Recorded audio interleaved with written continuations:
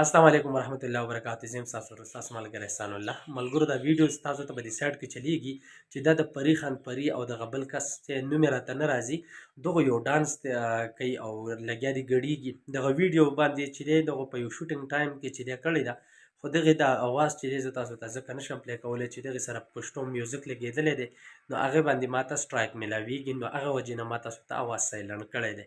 خو اوس راځو خپلې خبرې سیټ ته. ملګرو دغه پری خان پری ده چې څو ورځو وړاندې د دې کور ته زیشان تللی او داسې نور سوشل میډیا والا تللي وو چې یاره ته په ټیک ټاک باندې دا کمې غلطې ویډیوګانې کوې دا مه کوه، ته چې دی نو په دا کوم ډانسونه کې دا برېږدوه.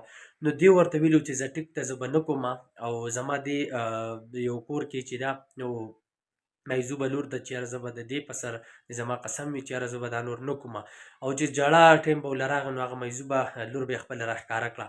خو ملګرو تاسو اوس وګورئ چې دا دوباره هم هغه شانتې ډانسونه کوي، هغه شان ګانې کوي، د دې د ایکشن ته وګورئ. ولې چې ما ډېر خلک لیدلي غریبانان چې یاره زمونږ هم په کلي کې دي، داسې به ستاسو په کلي کې هم وي چې هغوی ته به د ټیم د روټۍ درک هم نه میلاویږي، خو هغوی د خپل عزت په هغو دونه ګران وي چې هغوی بار ته نه روځي، هغوی دې فن ته نه روځي. دې ښځه چې ده ملګرو دې کې خارښ دی. خارښ داسې دی چې یاره دا چې دی نو کله د سړو په منځ کې ګډېږي، کله پښتو ډرامو له لاړه شي، کله شوګانو له لاړه شي، کله په ټیک ټاک باندې دا خپل باډي خلکو ته ښیي چې یاره په څه وجه باندې ما خلک چې دی نو ما وپېژني، ما له څه راکړي.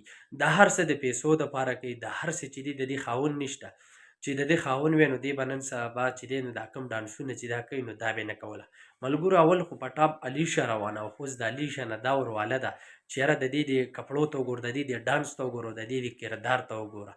نو ډېرو پښتنو روریانو ماته دغه ویډیو راولېږله چې احسان بھائی ته دې باندې یو خپل ریاکشن ویډیو جوړه کړه چې یاره دا ښځه چې ده دې ته ور ورسي چې یاره دا ویډیوګانې چې دي دا پرېږدي.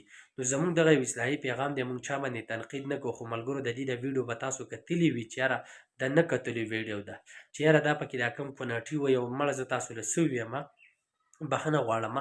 دغه لوظ دغه خبرې زما په دې خوله باندې دې وجې نه راځي چې یاره د دې دا ویډیو مه وکته، نو زه ډېر زیات غوسه شومه چې آیا دې باندې بیا کله سوشل میډیا والا دغه زما روریان چې دی زور وله ورکړي نو دا کور کې هغه مجذوبې لور چې ده نو هغې له موبایل کیمران کې هغې ته وګورو چې یاره زه به د دې په سر قسم وي او زه به نه کوم او زما دې بچو ته وګورو زه دا کارونه نه کوم، نو دې کې چینجی دی، دې کې خارښ دی.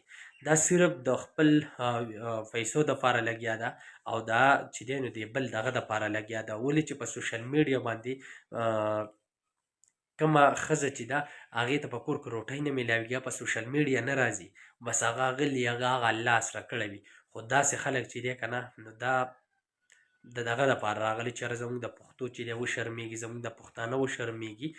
نو د دې د لاسه زمونږ د ملک کې، زمونږ د خیبر پښتونخوا کې یو ډېر غلط اثرات دي.